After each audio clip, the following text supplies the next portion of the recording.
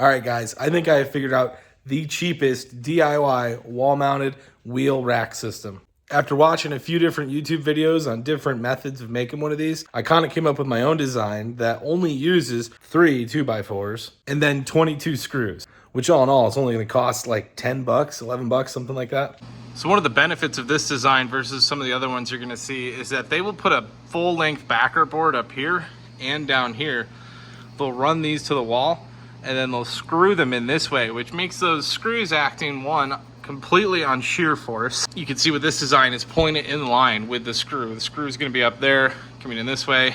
So we're in the strong direction of the screw. The other thing is you're wasting a bunch of wood doing that, because it's not like attaching a long running full length board up there is going to bring any additional force to other studs. All the force is still going to happen right in here and in here. So you're saving materials by not using a board back here, not using a board back there. This forward board is basically getting clamp pressure from this, pushing down. That's pushing that down, which is putting some force in here. And then this is kind of keeping it in position. This is acting this way. This is going to be acting that way to help support everything up here.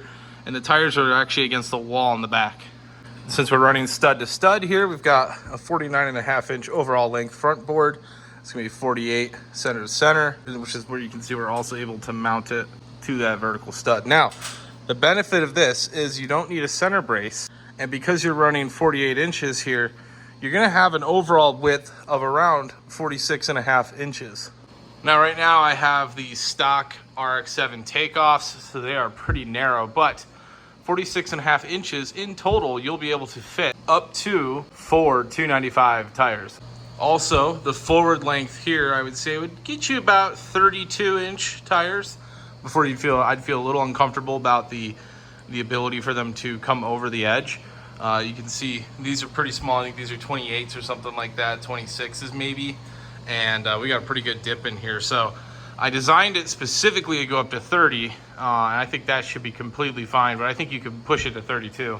Now, if you're anyone like me, you're gonna have a bunch of scrap wood from all the projects you've been doing anyways. So benefit of this, like I mentioned before, is that overall you would use 2 brand new 2x4x8s in order to make the brackets. And then you would just need 1/2 of a 2x4x8 to make the front bar that holds the wheels. But if you have any scrap wood, everything is either going to be under a 2-foot section or it's going to be a 4-foot section. So as long as you have 1'6", which is basically what these are here, and you have some 2-footers, which I've got some back here, any scrap wood really is going to work for this. So we're going to start with the angled brace and the horizontal brace, and we're going to get that cut out for both sides. So I'm going to show you really quick here. Once again, I'm going to be using the scrap wood that I have on hand. We're going to use these 2 for our horizontals. We're going to use these 2 pieces for our diagonal sections. So really simple for the horizontals. You're just going to measure out 1'6". For those of you who don't like doing math, it's going to be 18 inches. Get a line across. Of course, if you've got, if you're using a chop saw, you're not going to need to mark a line. I'm using a circular saw. I'm going to get these 2 cut.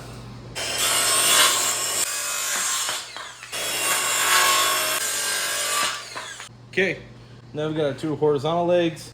They're all cut. Next one, we're going to do the diagonal legs. They're going to have a 45 on them, so be a little bit more complex, but it's still only 1 cut. So for our long sections, you want to measure out 2'2" and 7/8". That's going to be your longest dimension on these boards. So we go 2'2", and then we go for 7/8 up here. Make that mark. What I'm going to do is I'm going to take this, get my horizontal, and then all I need to do from here is mark a 45 back across to either edge. I mean, obviously this is the easiest way to do it. That is going to be our cut right there. We'll do the same thing for this one. 2'2", 7/8. Our horizontal line. And then measure back and get that 45.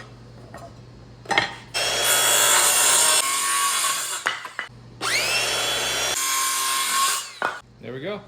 So now the next section we want to cut out is going to be the backer board, the vertical board that is going to mount to the wall. So for these ones, we're going to want to be doing 1'9.5" as our overall dimension. These are just going to be a straight cut, so pretty simple. So you're looking at 21.5. Make your mark. Straight line.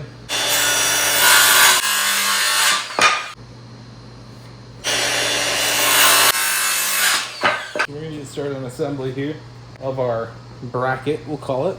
The way this is going to work, this is going to be our backer board. We're going to do the left one first, if that helps with your perspective. But we're going to have a backer, then we're going to need a horizontal, we're going to need a diagonal.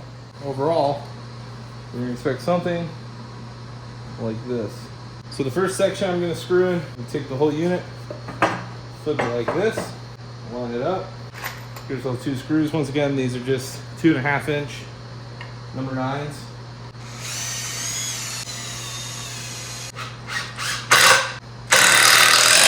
Now we've got our horizontal and the backup board together, and then take them, set them up like this, and then so we're going to bring in a 45. Now the 45, the way we cut it, it's going to sit like this. You can see there's a little bit of, it's basically not going to touch down here, and it's going to stick out a little bit. Because really this end doesn't matter a whole lot as long as we can make contact with the rest of the assembly. So, and the nice part about this is that we can take this, lay it flat on here, as long as we have another board to lay underneath it, like that.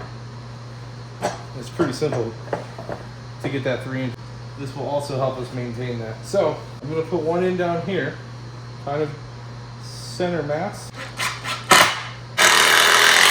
We're going to want to push down over here, make sure that we hold that down. Then we get the most bite.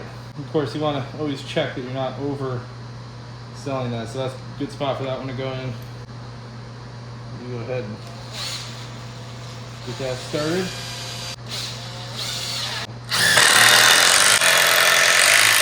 And there we go. We've got the basic assembly of our bracket. Okay, so next up, I just want to talk about where we're going to screw these in. Obviously, we want the best shear capacity. These are just regular screws we're using, right? They're going to go into a single 2x4. So we're going to run this line right here, and you can space them, you know, however you want. We just want to make sure that we don't overdo it, right? Because we can introduce a split into the wood here. 3 is looking like a good number to me.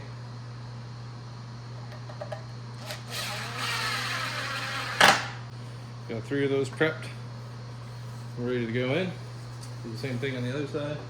Now, because this is a 48-inch tire rack, or we're going to call it 48-inch tire rack, it's really easy to mount if you have a finished wall, because you're just going 4 foot on center, which is going to be your stud layout most likely on the wall you're putting on. So up here, obviously, we don't have any super great finish, so we can clearly see where our 48 inches on center is. Now, we make these like this so that you can mount this separately without having to dangle the whole thing up there as you're going. You're just going to put each one of these up on its own. You're going to take a measurement from the top of the wall. For me, I have this beautiful line up here I'm going to be using, and that's going to allow you to just go up there, really simple, mount them, and then you're going to cut that last piece and then put it up there and screw it together. Now we got our first one screwed in there. Just going to go up, make sure we're level. Once we do that, there we go. Get our next couple screws in. We should hit the stud the whole way, and then move on to the other side. Okay, nice and rigid now. Now that we have both of these up there, it's time to get the last piece cut to fit. Take a measurement. Can't get any better than that. There's our 49.5. Once again, that 4 feet is on center, so it's going to be 49.5 overall length.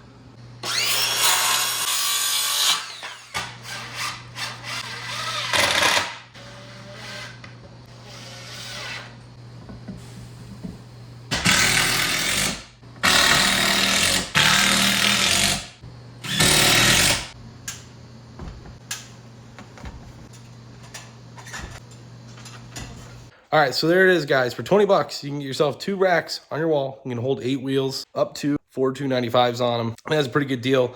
A lot of stuff you're going to see on Amazon or any of those other things, you're spending 50 bucks for a 4-wheel rack, kind of doing the same thing as this. So, you know, that's 4 times cheaper. And the cool part to me is, like, even though this is a lot cheaper, you're really not sacrificing much. It's a pretty simple design. It's easy to make. It's cheap, and it does the job. So why not do this? Why spend the money? But that's it for now, guys. I got to get back to working on the cars instead of working on the garage. Thanks for watching.